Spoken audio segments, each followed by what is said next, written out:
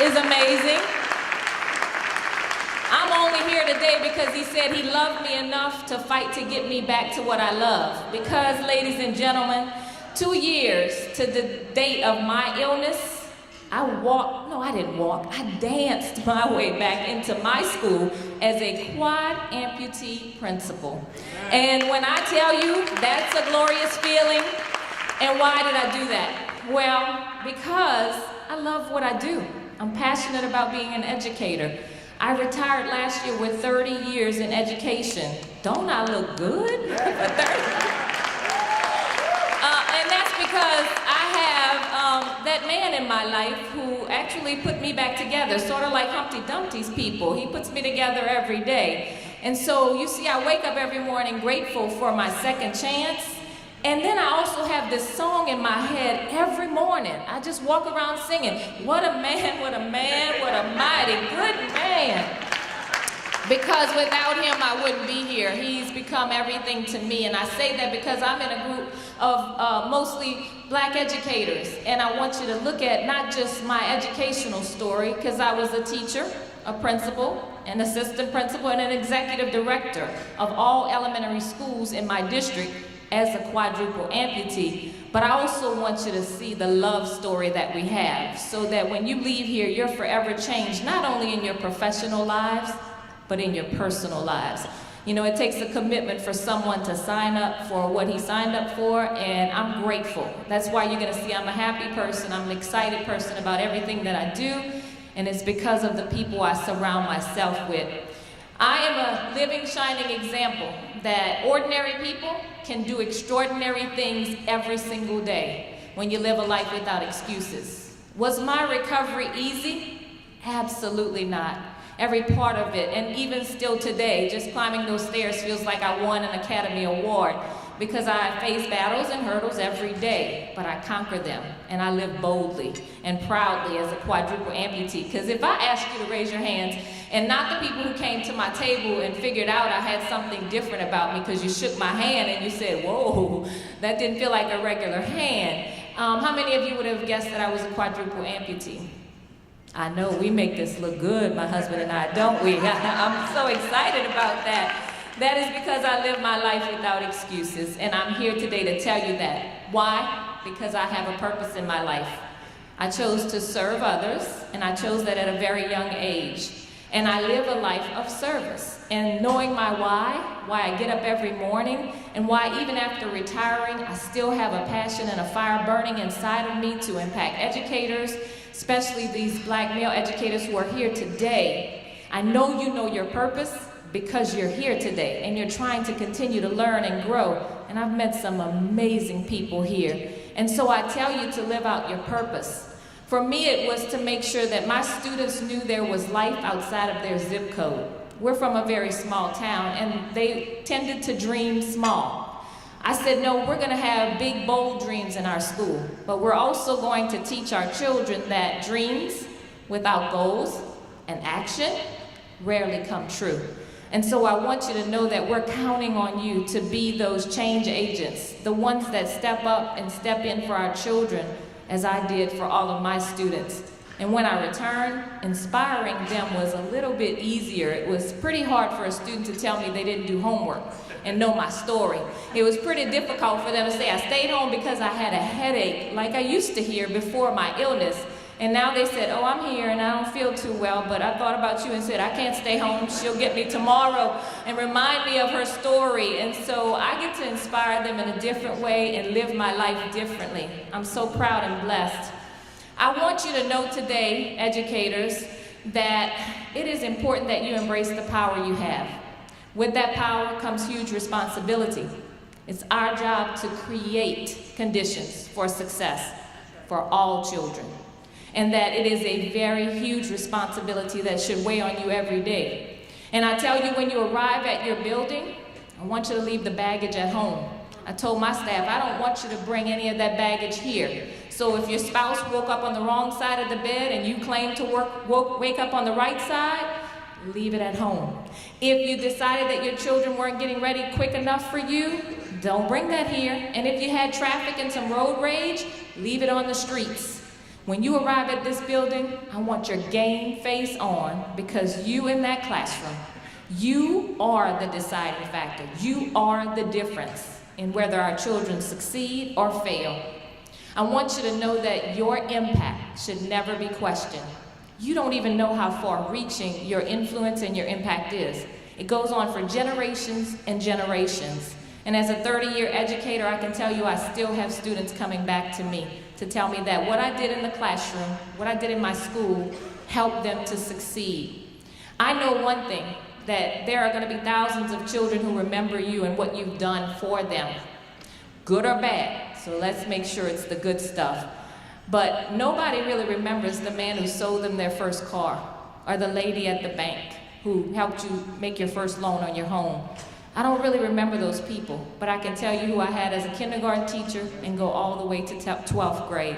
I can tell you the ones that made an impact in my life, a positive one, and the ones that tried to break my spirit and made me stronger. It's in those times of triumph and tragedy that we decide how strong we're going to be. I didn't know I could make it through what I made it through.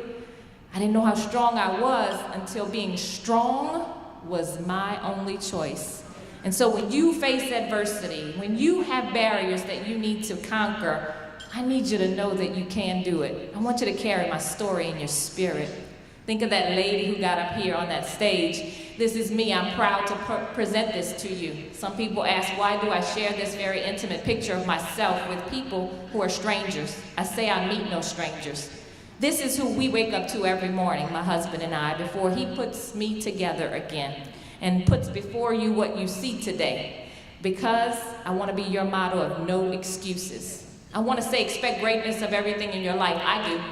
I live my life boldly. I live my life proudly as a quadruple amputee. And I do everything in hopes that people see my possibilities and not focus on my disability.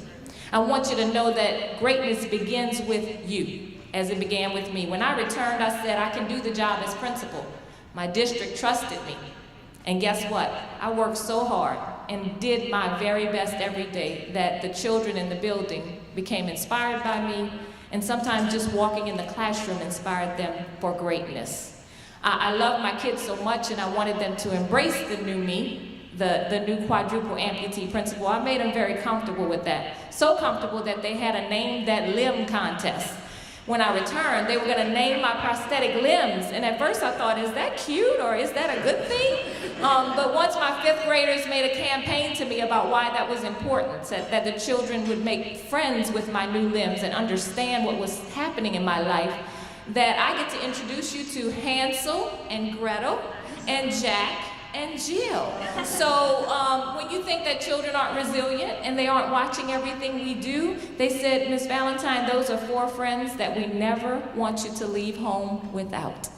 And so that story still chokes me up, because I see those 5th grade faces when they shared with me that they were welcoming me back and they wanted me as their leader. And when I tell you we had success like never before, I think my story was an inspiration, but it was my determination, my perseverance that I modeled. Because you know, we need to model for our children what it means to succeed in their career choices, but even more what it means to succeed in life. And so I am the person that I want you to remember when things you face seem virtually impossible. And I faced many things that people said I'd never do again. They even said I would never walk on my own, never dance again, and I'm the best dancer in my whole entire family and community. And so you can see at my wedding, that wasn't true. I was up on my legs to marry the man that I loved, and I did the best dancing in the house. And why? I take the I am out of impossible. I make things possible.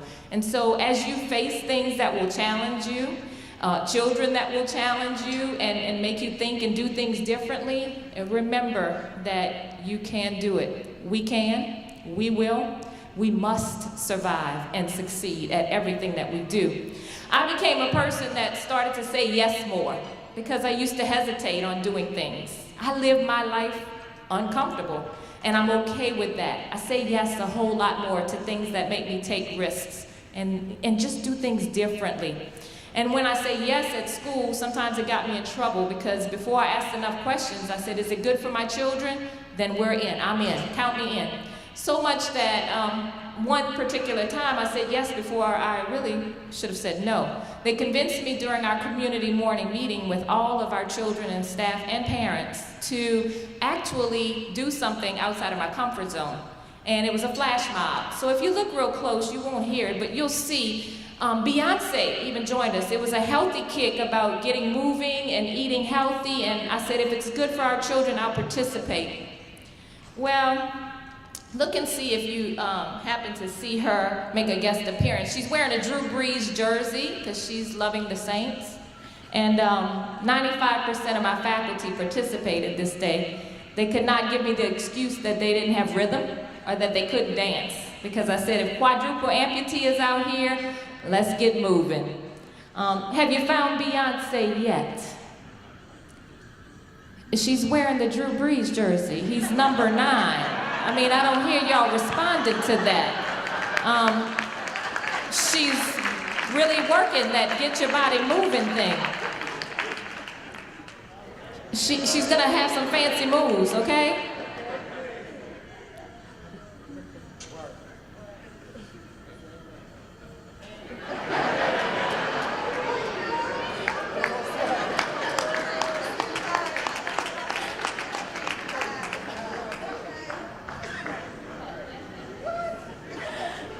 So when I tell you I'll do anything for my children, do you believe me now? Okay, so I tell you this, that I channeled my inner Beyonce that day. She has nothing to worry about. I won't take her job. But since then, you know, I got motivated by showing this video whenever I'm speaking across the country to schools. And I said, you know, I love how I work that, but I think I could do it even better now that I've lost 50 pounds. And so I'll ask for a redo. And no one's took me up on that yet. So I'm planning to redo that. But what that video tells you is that I said yes, and I'm ready for challenges in my life. I ask you to embrace your power, to know your impact and your influence, and to remember that children are looking to you, I hope, as their heroes and their role models. And please live up to the challenge. Embrace your power, and remember there's success in your life and nothing less that you should expect. Thank you for your time.